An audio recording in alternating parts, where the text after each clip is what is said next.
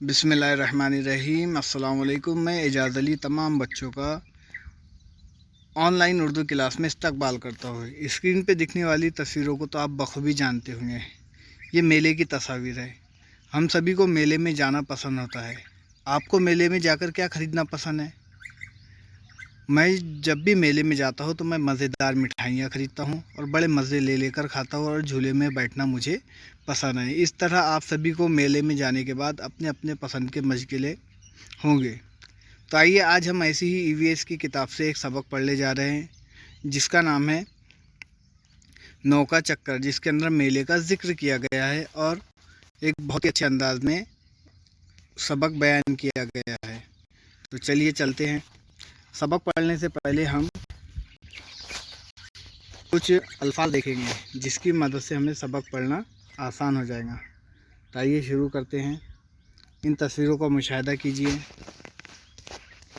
हमारे सबक का नाम है नौका चक्कर। ये मेले का मंजर है, ठीक है। अब देखिए, भोलू ने मेले से 9 गधे खरीदे। कितने गधे खरीदे भोलू ने? 9। भोलू ने गधे गिने तो 8 ही गधे थे, ठीक है। दीपू ने जब गधे गिने तो 10 गधे थे। तो ये हमारी तस्वीरें हो गई। अब नए अल्फाज देखते हैं। आइए, नौका चक्कर।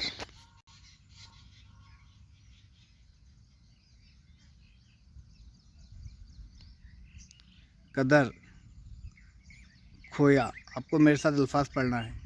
परेशान, भप्पा, अजीब, थोड़ी,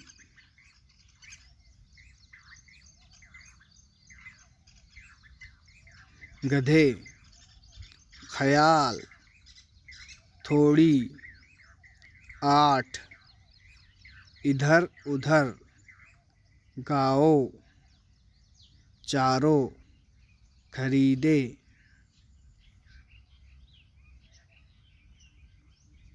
दीपू, भोलू, गुम होना, मेला, गिनना, 9वां, 10वां।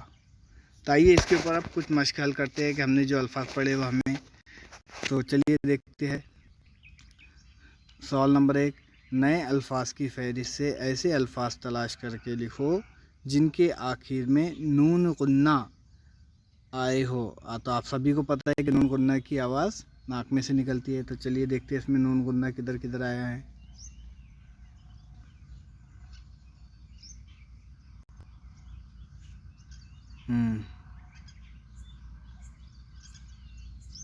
क्या है? चारों। बहुत हल्की सी आवाज़ निकलती है। 9वां, 10वां, ठीक है। अब अगला सवाल देखते हैं। कौसैन में दिए गए हरूफ की मदद से लफ्ज़ मुकम्मल करो। अब लफ्ज़ मुकम्मल करना है हमें।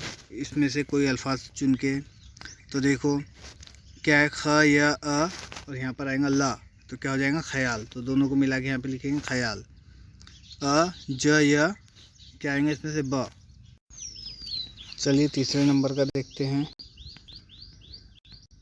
प ज़बर प, रा के बाद यहाँ पे इसने ये लिखना भूल गया, परे, श यहाँ पर आएगा ना, तो क्या हो जाएगा यहाँ पर?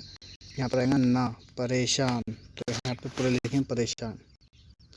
तो ये चौथे नंबर पे थो ला ईड़ी, थोड़ी। तो यहाँ पर तीनों को मिला के लिखेंगे थोड़ी। अब आगे चलते हैं। दिए गए आदाद को तरतीबी आदाद में लिखिए। देखिए, अब तरतीबी आदाद, ये इसे कहते हैं, हम कहते हैं पहला, दूसरा, तीसरा। तो 1 है तो इसे कहेंगे पहला, 2 है तो इसे कहेंगे दूसरा, 3 है तो इसे कहेंगे तीसरा, चौथा।